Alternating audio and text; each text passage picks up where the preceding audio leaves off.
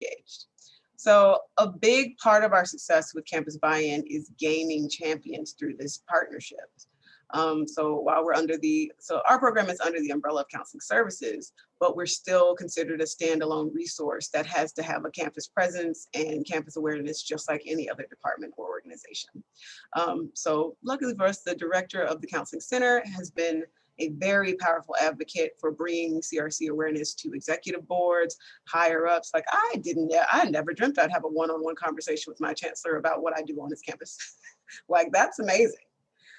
So, other champions include our campus partnerships that, are doing the work with us and once again are familiar with our efforts and our cause and what we stand for, because they sit at different tables too. And like I said, the most rewarding champion now that we have is our chancellor, because he sits at the biggest table of all. He sits at the legislation tables, the things and the advocacy efforts that go on campus as a whole. Next slide. So in summation, it can be broken down into this equation.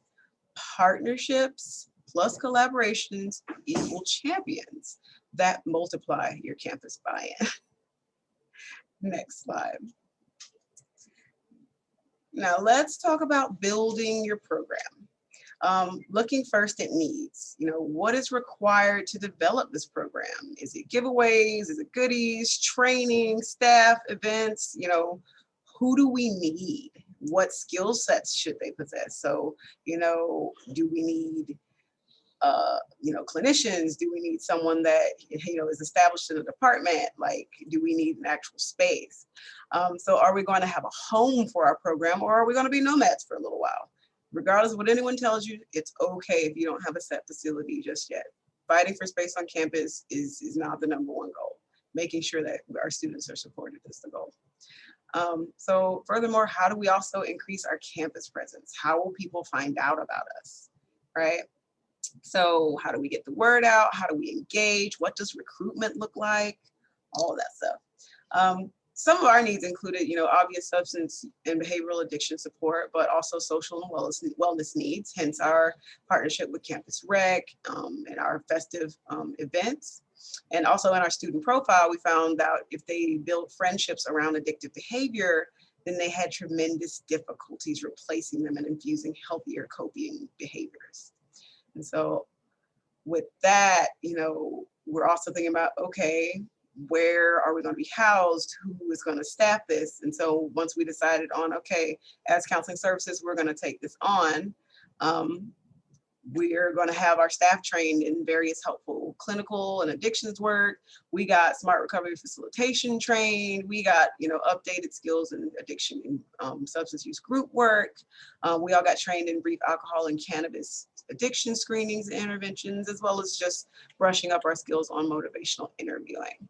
So building your program takes all of these facets as far as, do we need an official ally training? Are we going to get peer recovery specialist trained? What are we trying to flesh out and how do we want to start? Another just kind of side note about building your program is it doesn't have to be fully functional right out the gate. I know I'm spewing a lot of awesome details at you, but some of these are step-by-step details, and that's perfectly okay. Building blocks mean that we are taking our time, we are building a foundation, and we are, becoming something as opposed to rushing and putting something together. Next slide.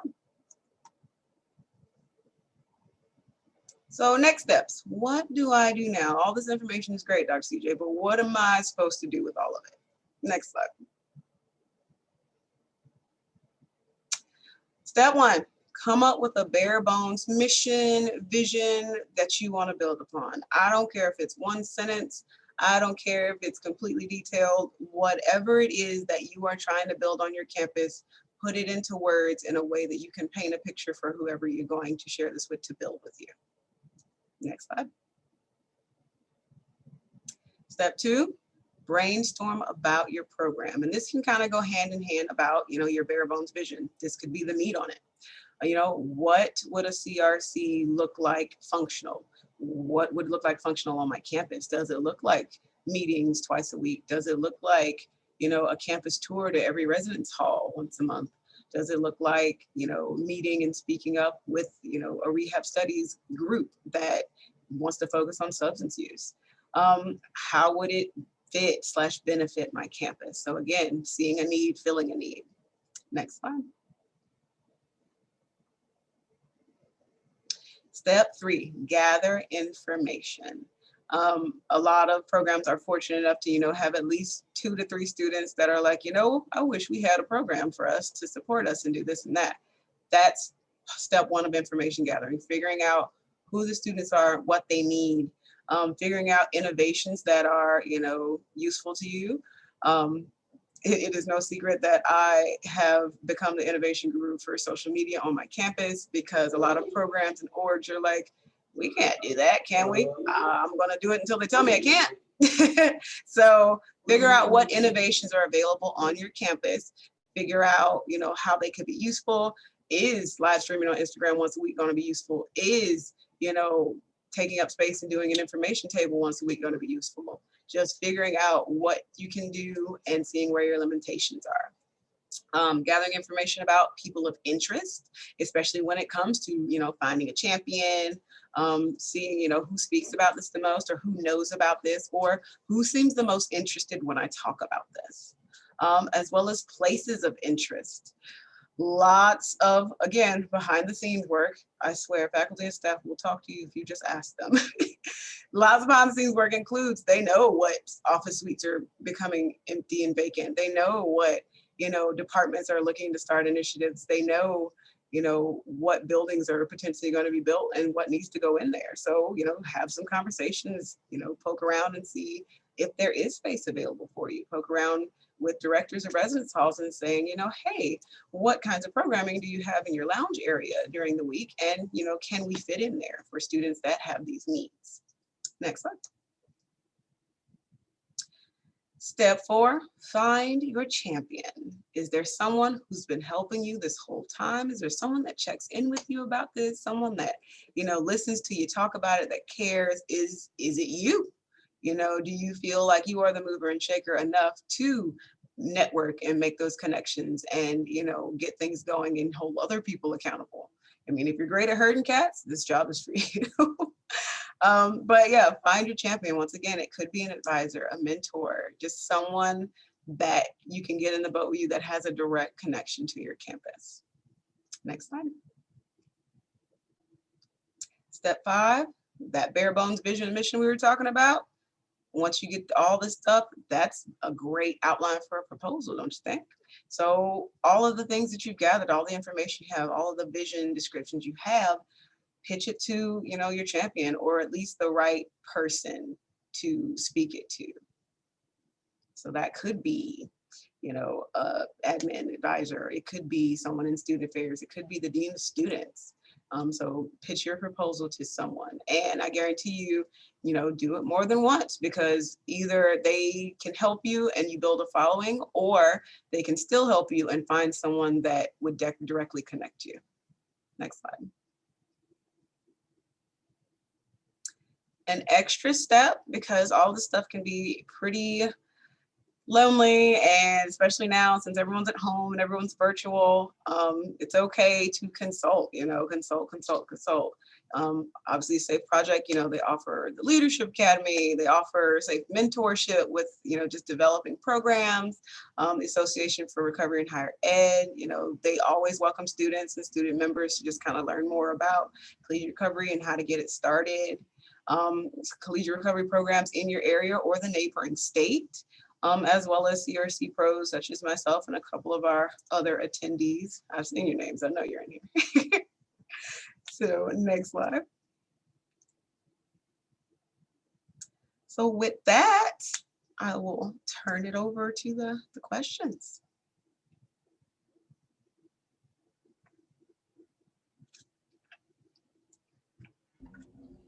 Dr. CJ, thank you so much. That was so wonderful, and I'm so excited to get to our Q&A portion. My name is Isabel. I use they, them pronouns. I'm a media studies major at SUNY Purchase. I'm also a person in recovery and was part of last year's cohort of the Collegiate Recovery Leadership Academy. With successful completion, was given the opportunity to become a student voice liaison along with Kat. So with that, I'll pass the mic over to Kat. I am the other student voice liaison. I'm Kat. I'm a person in recovery. I'm a person that works with my campus's CRC. And so we do have some questions for you, Dr. CJ. Our first question is, how can recovery communities support all types of identities in addition to their recovery status? Ooh, that's a great one. By normalizing recovery. Once again, that kind of goes back to how you're defining it on your campus. Because with that, if it's an inclusive definition, if it's an inclusive effort, then labels won't really matter. Labels are just simply something that categorizes us. But if we are, trying to assist and support across the board, obviously by being, equal and diverse, then we can make sure that, we touch base with all identities that, have recovery needs or have, recovery ally status that want to, further on the message of recovery.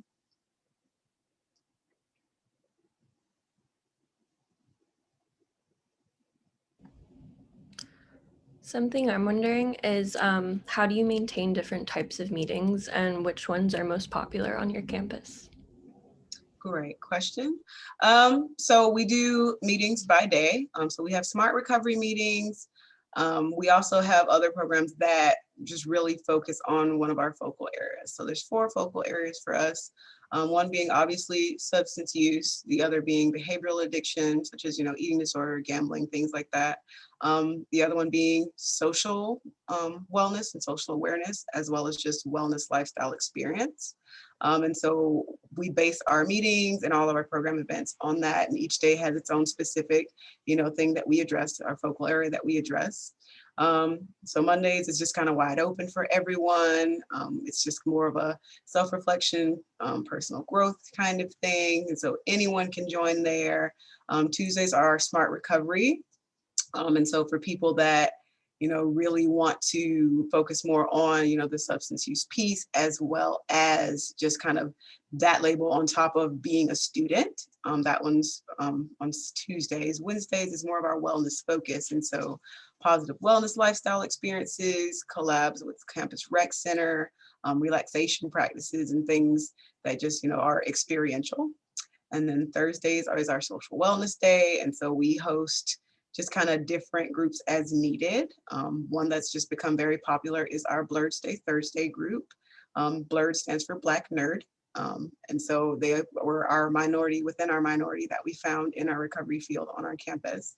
And that they were actually who I was referencing when I was mentioning that, most of their friendships may be built around addictive behaviors. And now they don't have the social skills to kind of figure that out. And so using that as kind of a way to help them get reacclimated and learn new skills. And then Friday is another all-inclusive kind of meeting where it's just a drop-in hour where people can come and check in about their recoveries or their efforts during the week and, get some support that way. So to kind of piggyback off talking about the meetings, we have a question about what is the size of your CRP? And I'll add to that, are these meetings student run or are they run by you and the health services group? Okay, so the size of our CRP, we do not have a formal membership. That was another facet of just kind of the student profile, because again, that independence and that autonomy piece is really huge and it's prominent in just about every aspect. Simply because labels are something, it's just like they're allergic to labels. While they will, accept the guidance, they will accept the information, they will, go through the motions and do, the work through the recovery and addictions piece. It's not something that, they're trying to identify with. There's something we're trying to incorporate in our lives, but not necessarily be, if that makes sense. And so we don't have formal membership. And so it does stay wide open to the campus, thus enhancing that normalizing recovery across campus.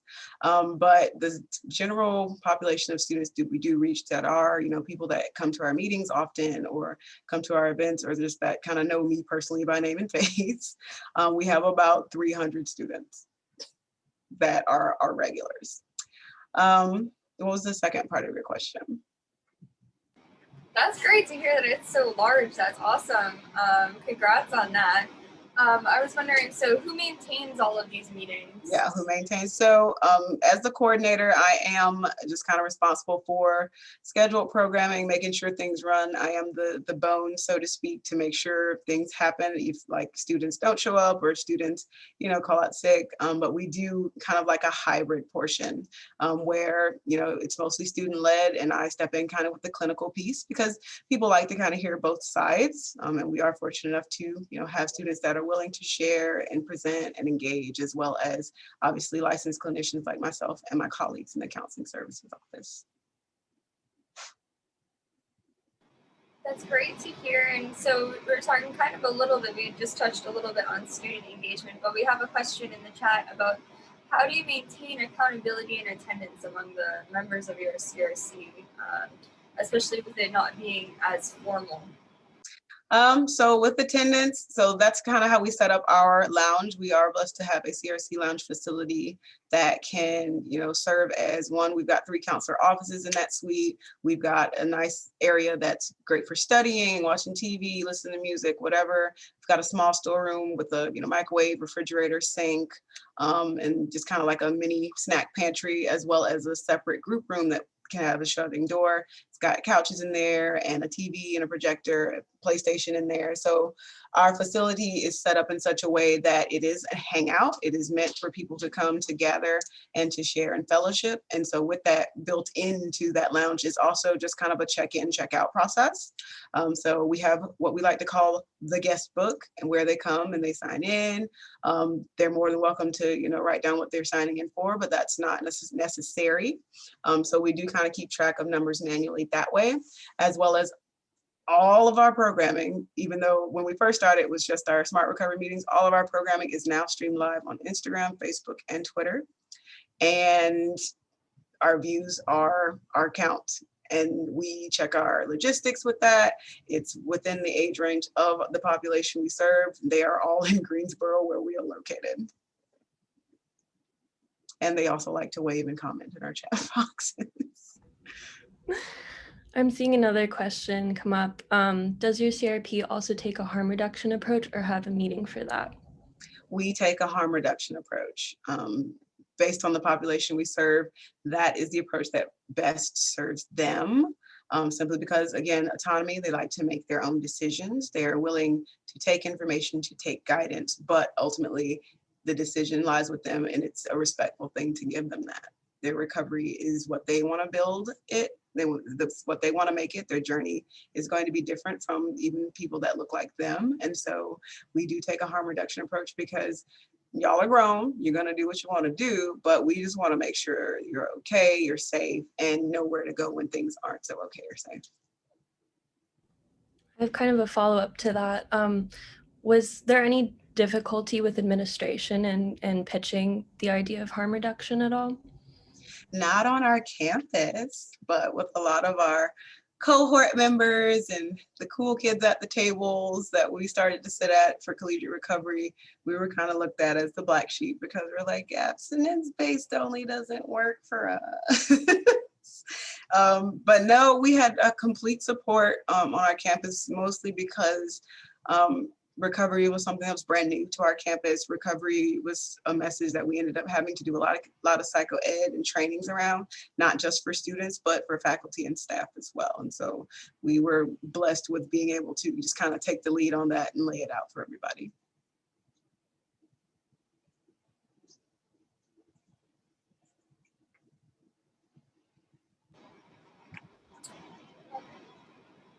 So we have a question in the chat, and then I have my own question. So the question is, if you could speak more on the initial labeling of the CRC, labeling addiction, and word choices. And then I was also wondering, so how do you balance using SAMHSA's broad definition of recovery with many students have particular or more specific pathways of recovery, and if there are any tensions there? Okay, all right. So first area with the psycho ed piece, when we started things, we noticed there was just kind of a lack of language and understanding on our campus about words like addiction and recovery, simply because a lot of our students came from communities where, you know, that's not what it's called. It's just more so they need to get themselves together, or they just can't handle themselves. It was very much about, you know, just kind of downplayed language, but giving just kind of solid definitions, and then relevant examples. They were able to, you know, say, oh, okay, so addiction is when, not so much when, you know, it isn't recreational use, but when I'm doing it with this purpose, with this attitude, this, that, and the other. Prime example I always use is, you know, I've had a student before, it's like, I don't, you know, smoke all the time. I just smoke when I'm stressed. Well, you smoke a lot, so you must be stressed a lot, you know? And so it's that broadening conscious awareness, because again, that autonomy, that independence, it's a trait that's kind of been ingrained in most people in this population, simply because we have to provide for ourselves, we have to provide for our own, and help-seeking behaviors are low because we feel like it's not for us. And so we have to find our own way. Going along with, you know, just kind of accepting all pathways, there typically there haven't been any tensions on our campus, but once again, sitting at cool kid tables, absolutely. But on our campus, no, we actually were approached once and asked if we keep our abstinence-based people and our harm reduction people separate, and the answer is absolutely not. Simply because people are allowed to make their own choices with who they interact with, how they interact with them. And once they graduate and leave our, you know, safety of our campus, they're going to be out in the world with people that aren't in recovery, people that aren't abstinence-based and are maybe harm reductionists. So giving them that opportunity to develop those skills before they're out and about is also a goal.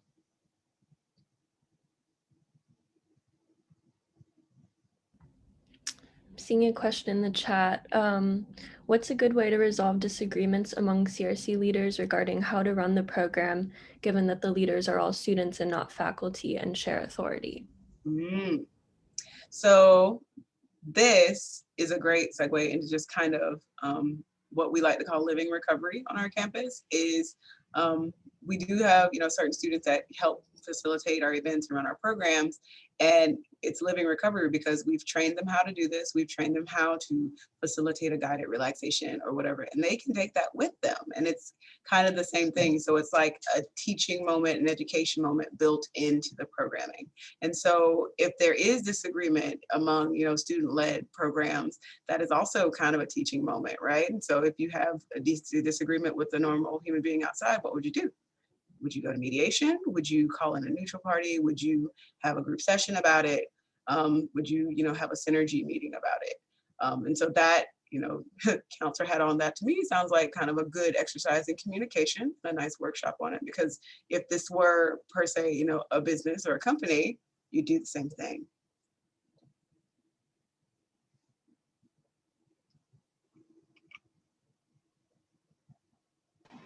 So we have a few questions about like live streaming and switching to the new virtual space that we operate in. So we're wondering if you could talk more about live streaming the SMART meetings, and do people participate in the meeting like a typical in-person SMART recovery meeting? Absolutely. So live streaming, so we went with SMART recovery training, one, because the self-regulation piece just spoke a lot better to our student population, and two, it could be hosted online or in person. And so when we first got, you know, into doing it, we started streaming it live on Instagram. We had it set up in such a way that, you know, we'd have our speaker, we'd have our clinician in front of the camera, and, you know, those who chose to meet with us face to face could sit behind the camera so as not to be captured, you know, still share their input and whatnot and be helpful to other people that were watching.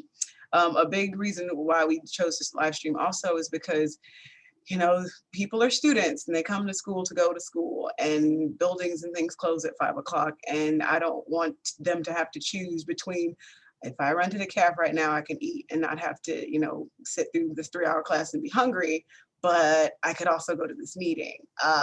So we wanted to just kind of eliminate having to choose and just kind of having both the best of both worlds with that. And also, with the online, they can, watch live while they're standing in line at the CAF and comment, and we'll read, chat comments and questions and shares, much like we do here on Zoom, like right now. And, we expand on that, or they can go back and watch it later. They can still comment. That way they also know, where we are physically, they know who we are and how to get in touch with us. And so oftentimes that leads to, just kind of a follow-up and support and resources, or, maybe a referral to one of our campus partners to just kind of get them some extra support. So now that everything is virtual, and we live stream everything through a different method, it's actually a bit better because now we can, okay, so small disclaimer, I'm at my Grandmaster Command Center here. And so I'm a gamer and I stream often. And so with that, it's easy to be part of the Zoom meeting, take people's audio off if they don't want to be live streamed. That way we can still hear them, they can still hear us, we can talk about it, and the information, from our side still gets shared with other people.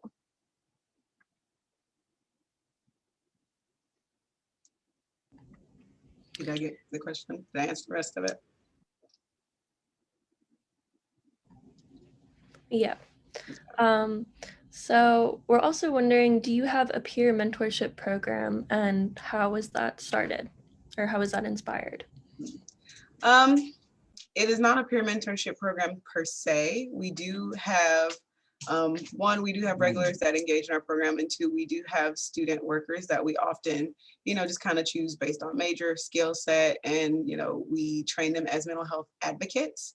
We do share them with, the Counseling Services Center. So, not only do they get trained in, mental health first aid, suicide prevention, they also get ally trained in how to, speak and talk about recovery among peers. And so it's not an exact and official kind of program, but we do employ students like that from time to time who, just kind of serve as our campus liaisons, get the word out there about collegiate recovery, approach people that seem like, they are having difficulties, and know how to make appropriate referrals, and things of that nature. And because a lot of it, once again, is that family and social connectedness, everyone knows someone that may be struggling with something. And if they are equipped with the skill to, get them in the right place, that's the best thing to happen. Sorry.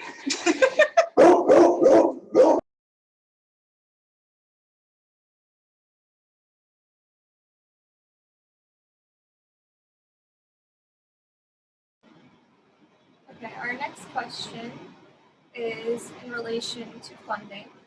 How can we help students find funding and partners on campus in order to get some money for their CRC? Once again, maybe identifying departments that are really closely related to healthcare, advocacy, policy, procedure, legal stuff, like healthcare policy, like healthcare workers, the nursing department, counseling department, just something that is in the social sciences field. Because once again, faculty and staff may come across things in their inbox like, oh, that would be great, but I don't know where I would start with that. But if someone is asking about, hey, are you thinking about any projects or initiatives in this department that, could lend itself to, collegiate recovery? And if you've never heard of it, let me tell you about it, things like that. So it's really about just kind of networking, because, people's inboxes get flooded all the time with grant opportunities.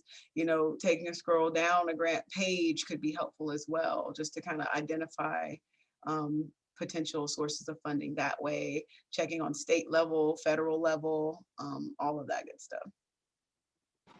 On your campus, did you have any unexpected partners on campus? Campus Rec definitely ended up being an unexpected partner. And it's really a funny story. We have not always been Aggies for Recovery. We actually changed in the last 4 years. We used to be just the CRC on campus, but our campus rec center is also the CRC. And so because they were established first, we're like, okay, you can have it. And, we had a good laugh about it, but then really started talking about how students show up there and, you know, really get comfortable in the gym, because it can be a vulnerable spot for some people. It's like, this is where I go to relax. This is where I go to just kind of be in the zone somewhere outside of everyday life. And they bond with the staff, and then they start telling the staff all of these things, and they're like, whoa, I'm not qualified to handle that. And so that's how we kind of forged that partnership. And then we started just collaborating and brainstorming together, doing, you know, full wellness and health panels. We actually have one planned for our our Sober St. Patty's Day Fair.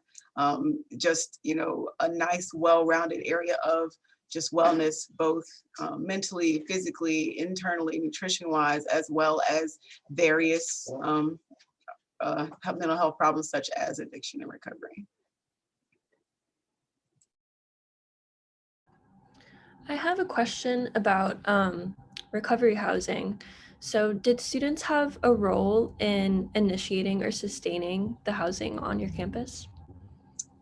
Initiating? No, that was our fearless leader, our champion, the director of counseling services. She got us a nice floor of rooms just to kind of start, but our students are responsible for just kind of maintaining, because it's more like, well, if you don't use the space, then you lose the space. And so choosing to be in recovery housing becomes a big part of what some of our students do to just kind of keep it up.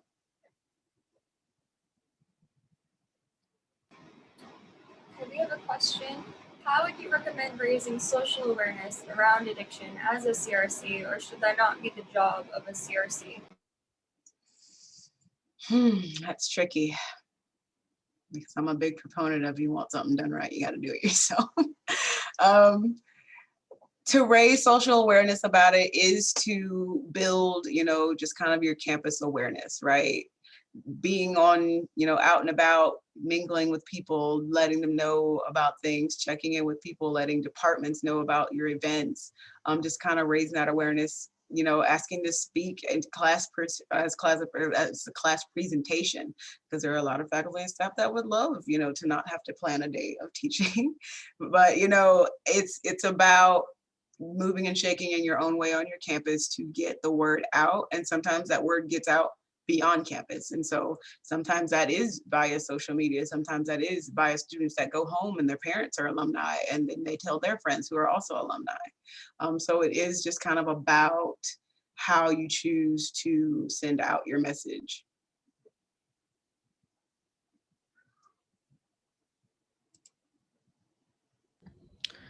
I'm also wondering, do you have an RA for the recovery housing, and how did you choose them? We do not have a designated RA for the recovery housing. Instead, since we are graciously under counseling services, we train all RA staff in mental health first aid, suicide prevention, ally training, recovery ally training.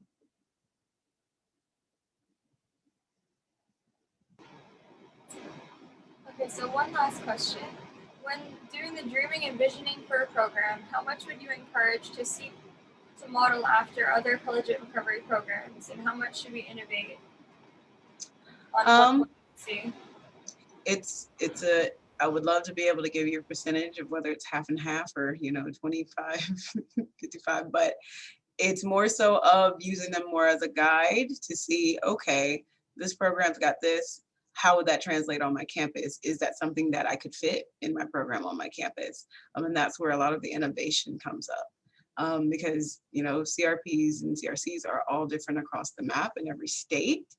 And every program is different because every campus has its own unique needs. So, you know, whereas having a complete residence hall dedicated to recovery, you know, student housing would be great, it's not something that's required on our campus.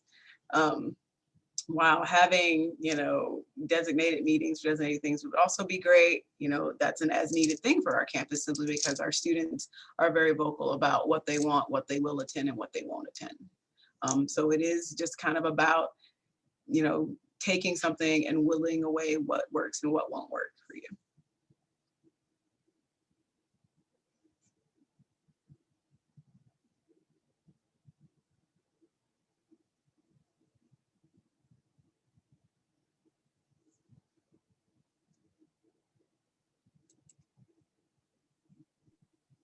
All right. Is there any other questions? Isabel and Kat, have we gone through all of the Q&A and the chat box questions?